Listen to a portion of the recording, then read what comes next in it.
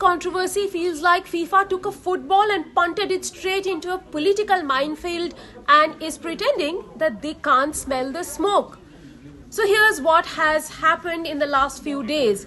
Barely a week after FIFA President Gianni Infantino walked into a glitzy stage at Washington DC's Kennedy Center and handed Donald Trump the first ever FIFA Peace Prize, the man is now smack in the middle of a formal ethics complaint. And this isn't any small technicality. This one cuts right through FIFA's biggest and loudest rule: stay out of politics. Now, who filed the complaint? It's a human rights advocacy group called Fair Square. They have accused Infantino of 4 major breaches of FIFA's neutrality code. Their argument is simple: you cannot preach political neutrality and then give a peace award to a sitting president, polarizing figure who has literally been campaigning. Now, what's the complaint? Fair and Square's 8-page letter doesn't hold back. They say Infantino created this award without proper clearance. He didn't have the authority to give it out, and the whole thing was an egregious abuse of power. But the biggest fuel to fire? Infantino's own words on the stage when he was handing over the medal. He looked Trump in the eye and said, "You can always count on my support, Mr. President." He also went on to say that this is what we want from a leader. Diplomacy? Maybe. Neutrality? Absolutely not.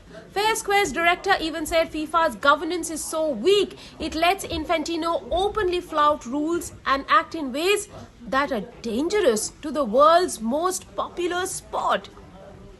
Now, why this looks really bad for FIFA at this moment? Number one, neutrality is supposed to be sacred when it comes to the beautiful sports. Players often get pulled out because of messages written on their shirts.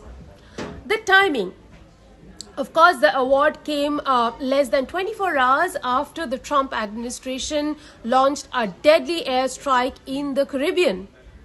Peace Prize the day after military action. You can imagine the reactions. Number 3, this isn't a one-off slip. Infantino has previously posted on Instagram praising Donald Trump, saying that he deserves a Nobel Peace Prize, and even encouraged people at business forums to support what Trump is doing. So this award fits a pattern, one that FIFA can't ignore anymore. Number 4, the World Cup 2026 needs calm, not chaos.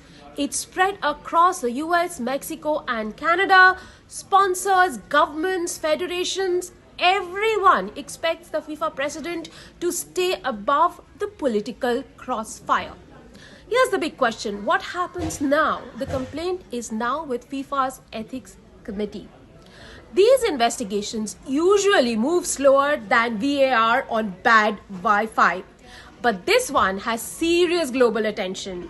And here's the interesting part. For the first time in a very long time, the backlash against Infantino feels loud, sustained, and genuinely damaging to FIFA's image.